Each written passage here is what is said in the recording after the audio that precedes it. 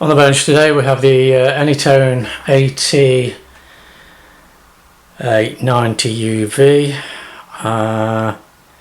This is going to be a fairly short review because currently, as I'm sat here, it's a good 30 plus degrees in the shack. So what can we say about this? Well, the first thing I would say is this is a very substantially well made piece of kit.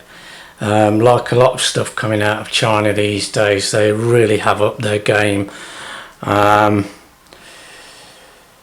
It does 8 watts on full power, which I believe is labelled turbo power. Around about 200 milliwatts if I remember, for getting into your hotspot. It's got a USB-C charging port on the bottom. It also comes with a charger, a Bluetooth PTT adapter. It's a true dual band radio, so it will receive on one band and transmit on another at the same time. It also does 2 digital modes, so as well as doing DMR, it does NXDN. Although you can't do them both at the same time. You can do one on VHF or UHF and vice versa. Obviously it does FM, AM airband receive, which is exceptionally good clarity. In fact, I think it's probably one of the best I've seen in a Chinese handheld. We've currently got it set up on you might want to turn that up on DMR.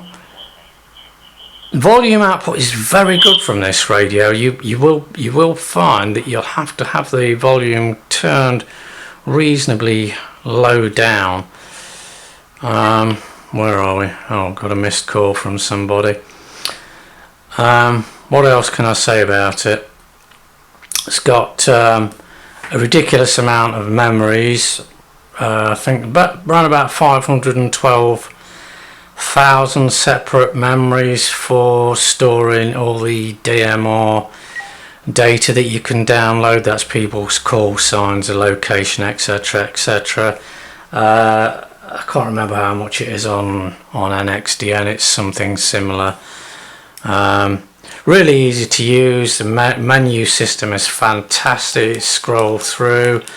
So for instance, if we want to go into NXDN, set the radio on NXDN, there we go, resetting protocol. We're now on NXDN, we should be in a moment, and then I can go into the NXDN channels that I've got programmed in for some of the local repeaters, etc.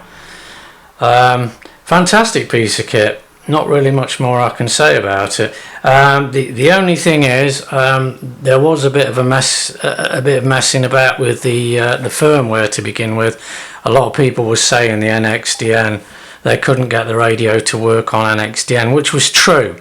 That's version 1.03, and this was the case for me. And I had to download a unofficial beta release version of 1.03 from an American website. I think it was a Wojong American website.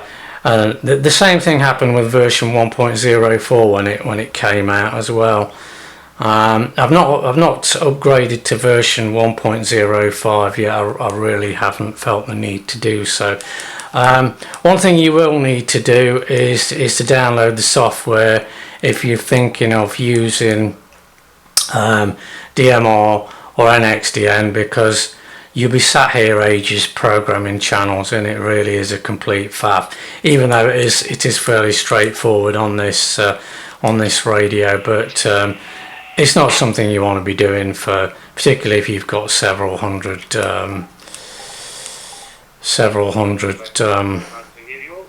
DMR channels that you want to program in. So that's all from me. Thanks for visiting the channel.